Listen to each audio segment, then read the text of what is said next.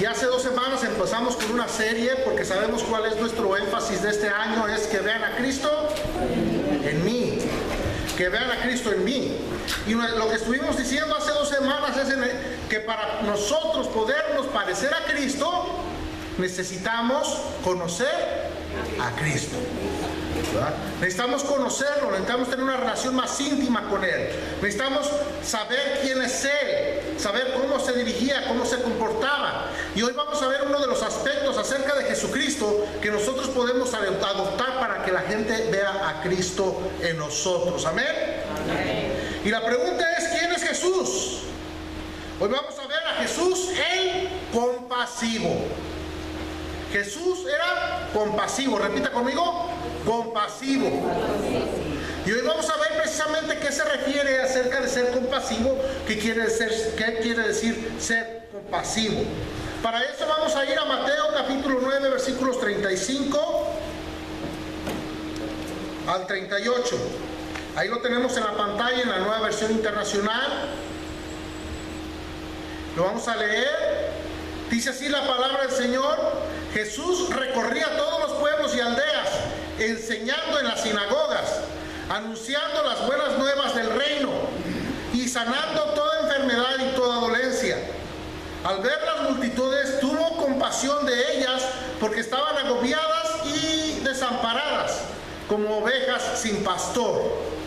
La cosecha es abundante, pero son pocos los obreros.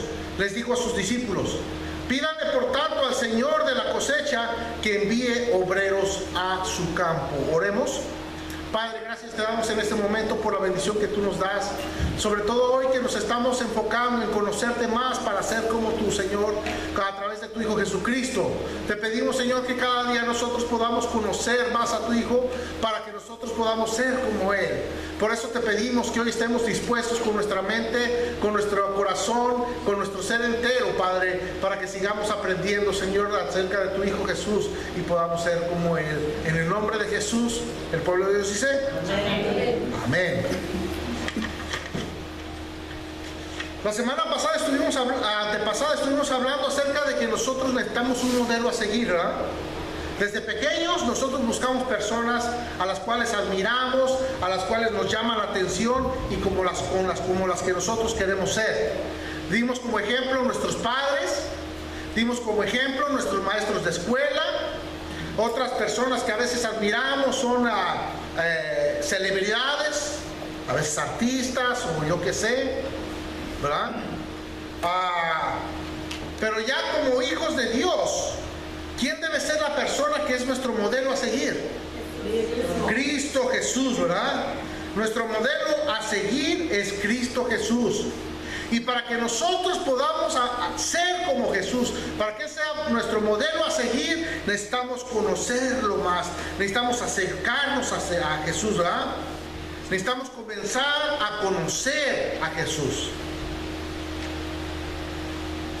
Una de las formas más íntimas de aprendizaje que hay en el ser humano es el diálogo uno en uno, de una persona con la otra.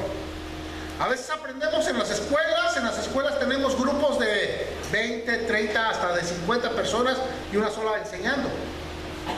Y cuando ese tipo de enseñanza ocurre, se puede prestar muy poco tiempo personal, ¿verdad? El alumno poco tiene tiempo de hablar personalmente con el maestro o la maestra, cuando mucho puede levantar la mano y hacer una pregunta de vez en cuando. O en alguna vez el maestro le llama para que pase al pizarrón y nos ponemos todos a temblar, ¿verdad? Cuando nos pasaban al pizarrón. Pero esa era parte del tiempo que podía decirse personal entre el maestro y el alumno. El tiempo más íntimo ocurre cuando es con una persona, hablando, interactuando. No nada más la persona hablándonos, ¿verdad? Porque está la enseñanza del discurso, pero cuando la persona puede hacer preguntas, cuando la persona también, el alumno, puede hacer comentarios. ¿Saben que nosotros podemos tener esa relación con Jesucristo? Por eso está esa foto. Vamos a la siguiente. ¿Qué es lo que vemos ahí en esa foto? Está Jesús con una persona, no del tiempo de Jesús, sino ahora de nuestros días. sentados en una banca en lo que parece que es un jardín, ¿verdad? Un parque, y en donde están dialogando en una forma muy acercada, muy íntima, ¿verdad? ¿Sabe que ese cuadro representa la relación que usted y yo podemos tener con Jesús? Nosotros podemos tener este tipo de relación con Jesús, ¿verdad? Nosotros, ¿cómo es que nos comunicamos con Dios? A través de la oración, ¿verdad? Ahora, en esta semana, yo aprendo mucho de también algunas cositas que pone personas de testimonio acerca en el internet, en el Facebook. Y alguien puso un dibujo que cuando encuentro esas fotos yo las guardo en mi teléfono. Encontré una foto donde está un hombre, son dos fotos. En la primera está un hombre viendo hacia el cielo y hacia las nubes diciendo: Señor, por favor, háblame, quiero escuchar tu voz.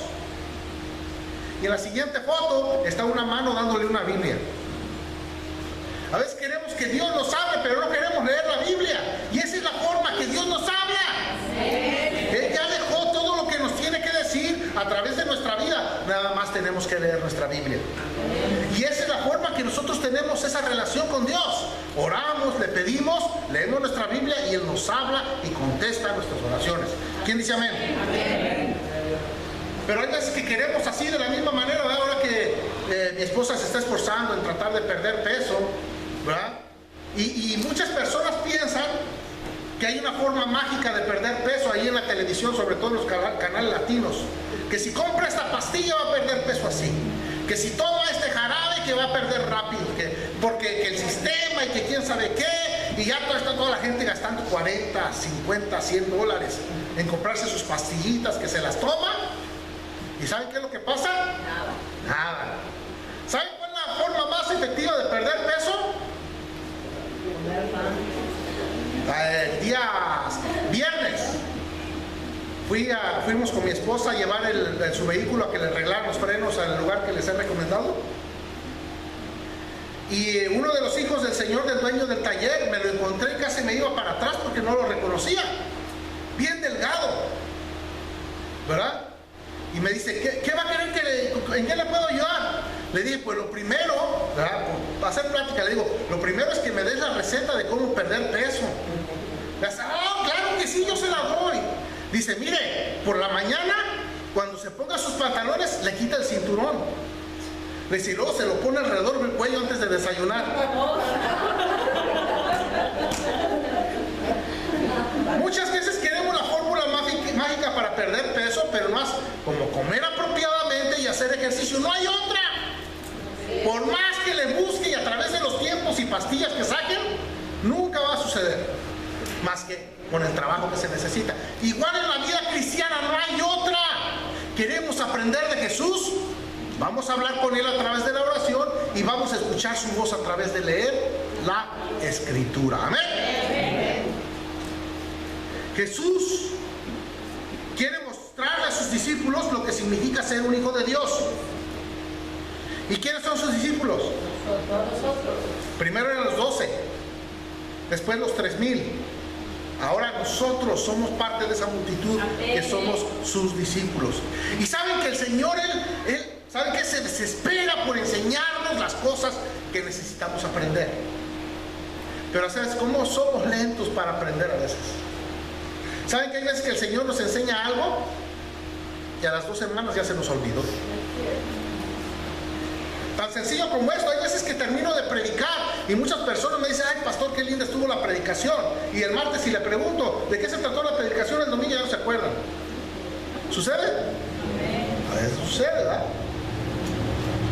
Porque a veces somos lentos en aprender, pero el Señor, Él está constantemente tratándonos de instruir, tratándonos de enseñar, porque Él quiere que aprendamos a ser como Él. Él quiere que sus discípulos aprendan cada día más y más a ser como el Hijo de Dios, como el Hijo del Hombre, como el Salvador que vino aquí al mundo a mostrarnos cómo se puede vivir una vida que agrada a Dios. ¿Quién dice amén? Amén.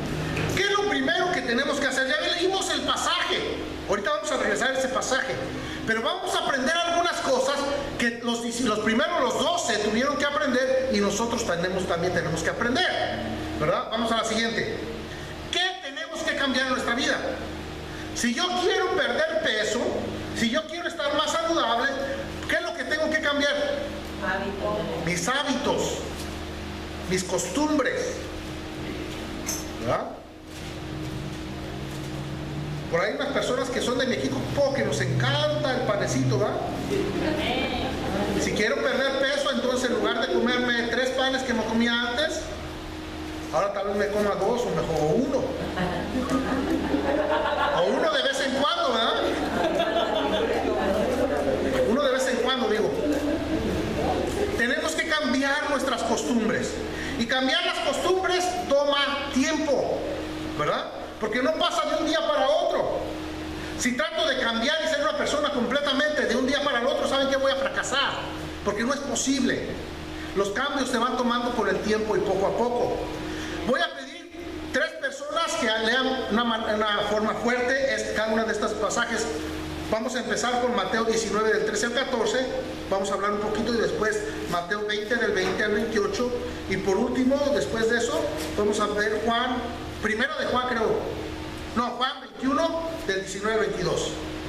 Vamos a ver primero Mateo 19 del 13 al 14. Si alguien lo lee, por favor, en voz alta.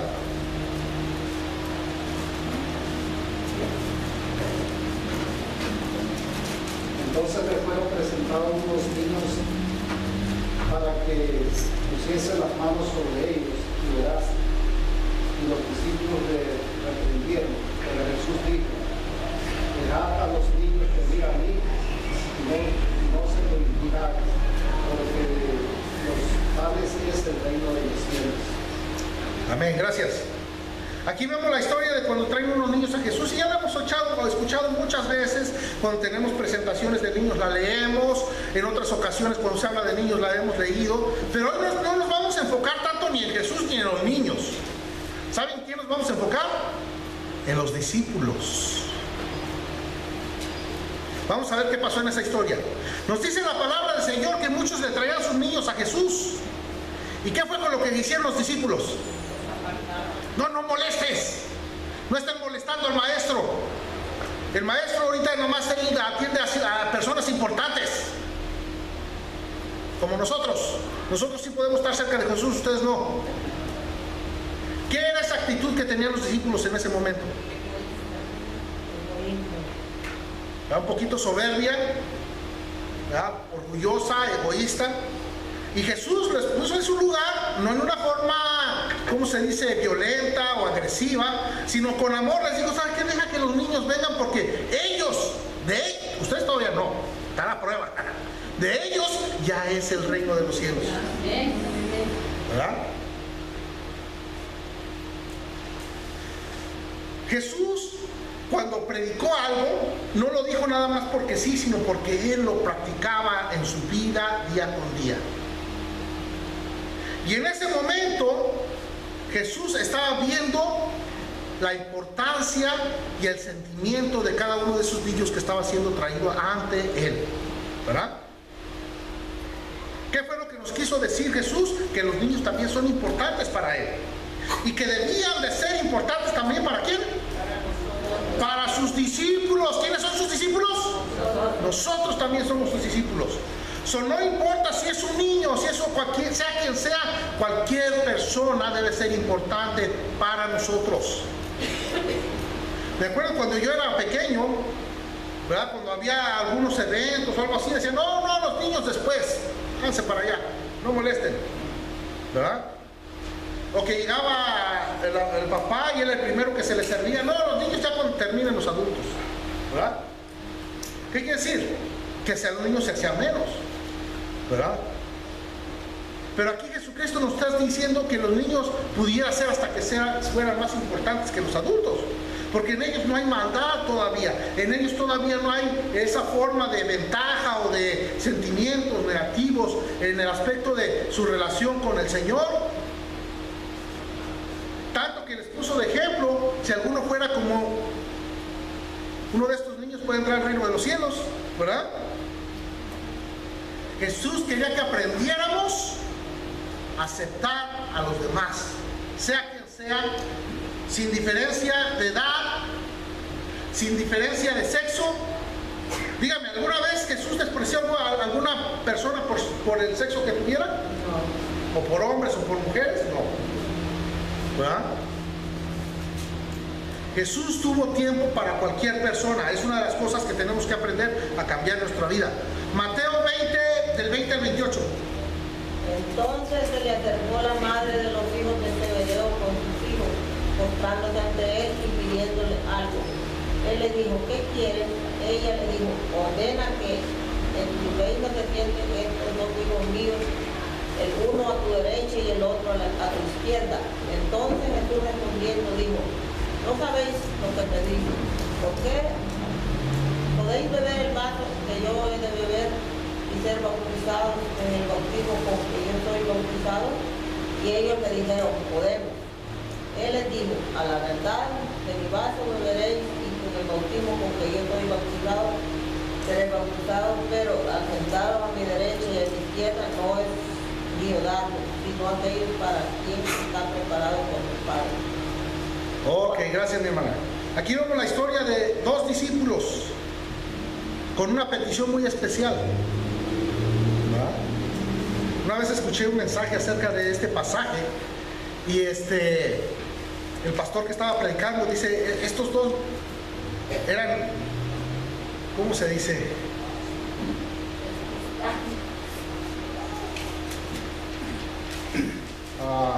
Chiqueados pues. Ajá. Ni siquiera tenían el valor de venir a ellos a decirle a Jesús, sino que fueron allá a su mamá, ándale, dile, pídele, ándale, así como así te pedía la paleta y me la dabas así, dile a Jesús que nos tenga a nosotros uno a la derecha y otro a la izquierda. Pues desde luego la mamá va y... ¿Habrá sido difícil para la mamá hacer esto? Yo creo que sí, pero también la mamá como que no tenía muy disciplinados a sus hijos. Y fue y lo hizo. Y entonces Jesús hizo lo correcto. No le preguntó a la mamá, le preguntó, a ver, vengan para acá ustedes dos. A ver, ¿quieren estar uno a mi derecha y otro a mi izquierda cuando esté en mi reino? A ver, déjenme hacerles una pregunta. ¿Van a estar dispuestos a pagar el precio que yo tengo que pagar? Y yo, sí. Ni sabía de qué estaba hablando Jesús. Pero les digo, ok, porque están diciendo que sí. Ahora ya les va a tocar. Ya les va a tocar y lo van a pagar. Pero el que estén a mi derecha o a mi izquierda, eso no depende de mí, depende de mi Padre. ¿Qué nos enseña esa historia? Acerca de nosotros como discípulos. Que tenemos que tener humildad para... Dentro del reino de Dios, el rango no se mide por jerarquías asignadas, por favoritismos. Dijo Jesús ahí en esa parte que el que quiera ser el primero tiene que ser el último, ¿verdad? Que en los reinos es por poder, pero aquí es por servicio. Si nosotros estamos dispuestos a servir a los demás, entonces es cuando el Señor va a tener un poco de, vamos a decir, consideración en qué lugar vamos a estar, ¿verdad? Tenemos que aprender a ser considerados de los demás también, a servir a los demás. Todavía les faltaban muchas millas por recorrer a los discípulos para aprender lo que significaba verdaderamente ser como Jesús. Amén. Siguiente escritura, Juan 21, 19 al 22. ¿Faltaron versículos? Sí, faltaban. Del otro no está bien, no se preocupe. Vamos a Juan 21, del 19 al 22. Esto dijo dando a entender con qué muerte había de glorificar a Dios, y dicho esto, añadió, sigue. Volviéndose Pedro, vio que le seguía el discípulo a quien amaba Jesús, el mismo que en la cena se había recostado al lado de él, y le había dicho, Señor, ¿quién es el que te ha de entregar? Cuando Pedro le vio, dijo, Jesús, Señor, ¿y qué de esto? Jesús le dijo, si quiero que él quede hasta que yo venga, quédate. ¿Saben que pocas veces escucho palabras tan fuertes de Jesús como en esta con Pedro? Ay, Pedrito. ¿Verdad? Pedro tuvo que crecer espiritualmente mucho. tenía mucho que recorrer todavía. Y aquí ya había pasado el tiempo de que negó a Jesús. Ya había pasado de que cuando había estado crucificado él estaba escondido. Y ya se le había aparecido Jesús resucitado. Y entonces le hace una prueba para confirmar su amor y le pregunta: ¿me amas? ¿Cuánto? 3 veces le preguntó. ¿Por qué? Porque 3 veces le había negado. Y entonces él tuvo que apaciguar su orgullo y decir: Señor, sabes que te amo, ¿verdad? Y después de eso le dio una palabra profética a Jesús, a Pedro, y le dice: ahorita tú vas a donde tú quieres y te vistes como tú quieres, pero va a llegar un día que te van a vestir y te van a llevar a donde tú no quieras. Y se refería a que él iba a morir también siendo crucificado. ¿Se acuerdan lo que habían pedido los otros discípulos? Y aquí Pedro, él también iba a pagar ese precio. Pero ¿saben qué fue lo que pasó con Pedrito? Ok, a mí me van a crucificar. ¿Y qué de Juan? ¿También él lo van a crucificar? ¿Qué fue lo que le dijo Jesús? Ay, Pedro. Mira, Pedro, a ti te estoy hablando, pero si a él quiero que le pase eso o no, ¿a ti qué te importa? Así le dijo. Si hubiera dicho con palabras modernas, eso le hubiera dicho: ¿a ti qué te importa? ¿Por qué? Porque todo depende de nuestra relación con Dios y nuestro crecimiento espiritual. Pero ¿cómo nos gusta compararnos con los demás? Ay, ¿y por qué fulanito así? ¿Y por qué sutanito también acá? ¿Y por qué? Pero cada uno de nosotros tenemos nuestra propia relación con Dios, nuestro propio crecimiento espiritual, y el único crecimiento espiritual para compararnos es nosotros mismos dentro de la presencia de Jesucristo. ¿Quién dice amén? Esas cosas son las que tenemos que superar para poder empezar a parecernos a Jesús. Amén. Vamos a regresar ahora al pasaje. Dice que Jesús, cuando estaba viendo a las multitudes, vamos al siguiente, tuvo compasión. ¿Amén? Vio a las multitudes y tuvo compasión. ¿Qué quiere decir compasión? Si dividimos la palabra en 2 partes, es compasión, ¿verdad? Con tener pasión, sentir. Tener el sentir de los demás, sentir lo que los demás sienten. Voy a preguntarle a las que son mamás, levanten la mano. Voy a preguntarle qué sienten las mamás cuando ven a sus hijos sufrir. Déjenme hacerles una pregunta. ¿No estarían dispuestas a ustedes sufrir en lugar de ellos? ¿Verdad que sí? Ese es el amor de Jesucristo para con nosotros, y esa es la compasión. Cuando nosotros sentimos tanto por la otra persona que estaríamos dispuestos a sufrir por aquella persona.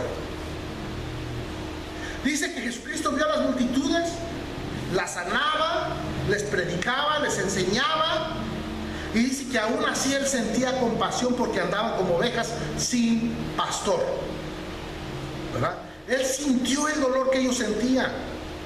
Él veía el sufrimiento de los demás.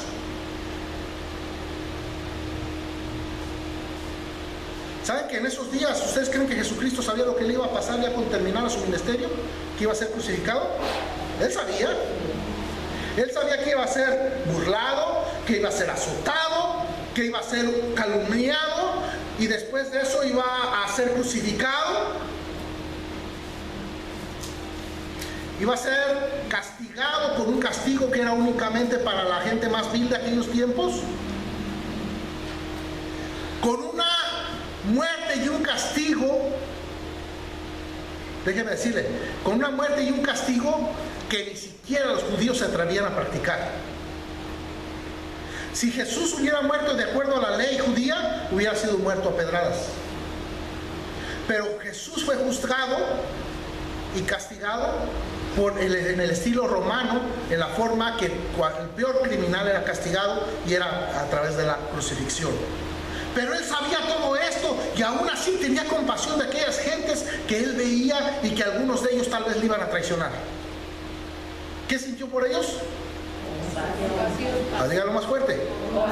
Compasión. Sintió el dolor de ellos. Jesucristo espera que nosotros aprendamos a sentir el sufrimiento de los demás. Él veía también la necesidad que había en la gente, ¿verdad? Dice que muchos de ellos estaban enfermos y los sanó. Claro que para Jesús Él les decía que lo más importante no era el cuerpo, sino que el alma. Pero Él vio la necesidad y trató de suplirla en aquellas personas que le rodeaban y que estaban cerca de Él. No solamente esto, sino que Él también veía el desconcierto y la confusión que había en la gente. ¿Cuántos de nosotros a veces experimentamos eso con las gentes que conocemos? Y que de repente, cuando saben que nosotros estudiamos de la Biblia y venimos a la iglesia, empiezan a hacernos preguntas. Oye, ¿y tú qué vas allá a la iglesia? A ver, cuéntame un poquito acerca de Dios. ¿A quién no le ha pasado? ¿Y qué es eso? Sino que hay confusión en la gente y no conocen tanto como la oportunidad que Dios nos ha dado a nosotros de conocerle y saber de Él. Y a veces nos da la oportunidad de explicarles por qué. Porque ellos están en desconcierto, porque ellos están en confusión. Eso es lo que Dios espera en nosotros, que tengamos compasión de la gente, que veamos su sufrimiento, que veamos su necesidad, que veamos el desconcierto, la confusión que hay en ellos. Y a eso se refiere el pasaje. Vamos a leer nuevamente, lo voy a leer nuevamente el pasaje como decía con el que empezamos. Dice: Jesús recorría todos los pueblos y aldeas enseñando en las sinagogas, anunciando las buenas nuevas del reino y sanando a toda enfermedad y toda dolencia. Al ver las multitudes tuvo compasión de ellas, porque estaban agobiadas y desamparadas como ovejas sin pastor.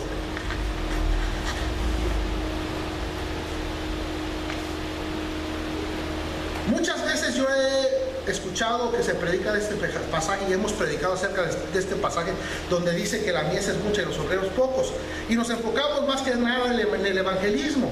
Pero ¿saben dónde empieza el evangelismo? Cuando nosotros tenemos compasión de la gente, cuando nosotros entendemos y tratamos de comprender a las personas en su ignorancia, en su necesidad. Muchas veces lo que hacemos nosotros es inmediatamente juzgar a la gente. Oh, pues está así, pues ahí se lo buscó, porque pues mira todo lo que hace, ¿verdad? Pero Jesucristo nunca dijo eso. Al contrario, Él trató de ayudar a través de sus palabras y de su enseñanza. Entonces, vamos a la siguiente. Jesús hace un llamado a sus discípulos a la compasión. Y como lo hizo en aquellos días, Él le dijo a sus discípulos: ¿saben qué? La mies es mucha y los obreros pocos. El trabajo es mucho y los obreros pocos. En esos tiempos, ¿cuántos obreros había? Uno, Jesús. Porque sus discípulos todavía no aprendían a tener compasión de la gente, ¿verdad? Y les está diciendo: ¿saben qué? Mientras no aprendan a tener compasión, ¿saben qué? Va a haber mucha necesidad. El trabajo es mucho, los obreros son pocos. Los obreros son aquellos que tienen compasión por la gente. ¿Amén? Amén. Esto se los dijo a sus discípulos y ahora nos lo dice a nosotros. El trabajo es mucho, la mies es mucha, pero los obreros somos pocos. Una vez visité una iglesia y estaba hablando con unas personas ahí después del servicio y estaban hablando que querían que su iglesia creciera más, y le dije: sí, hermano, pues eso depende de cada uno de los de la iglesia. Le digo: acuérdese que ese versículo que dice que la mies es mucha y los obreros pocos. Dice: no, brother, es que yo creo que decía la mies es mucha y los obreros flojos.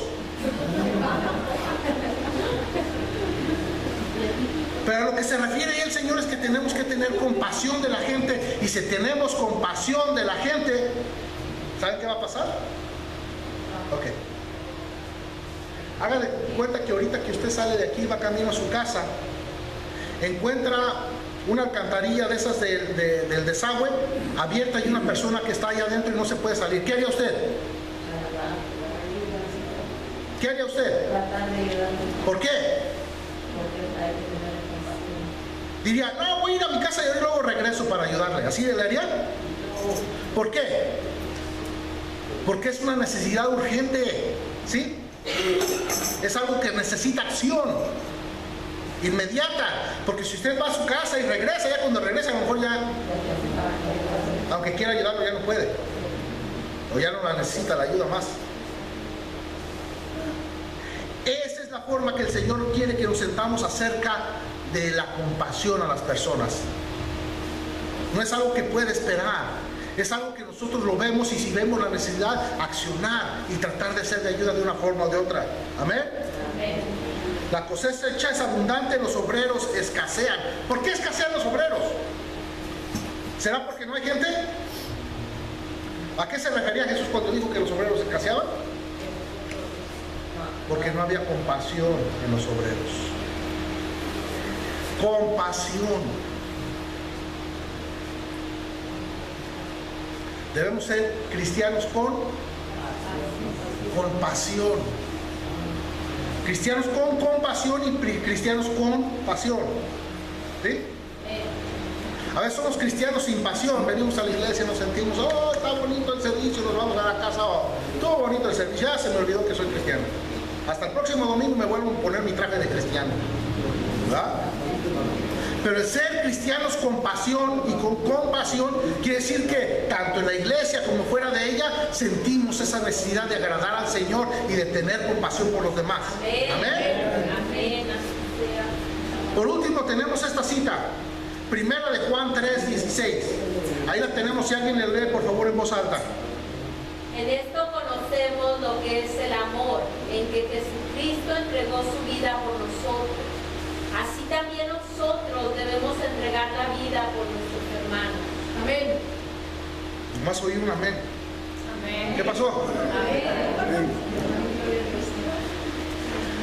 La compasión en acción es poner nuestra vida por nuestros hermanos.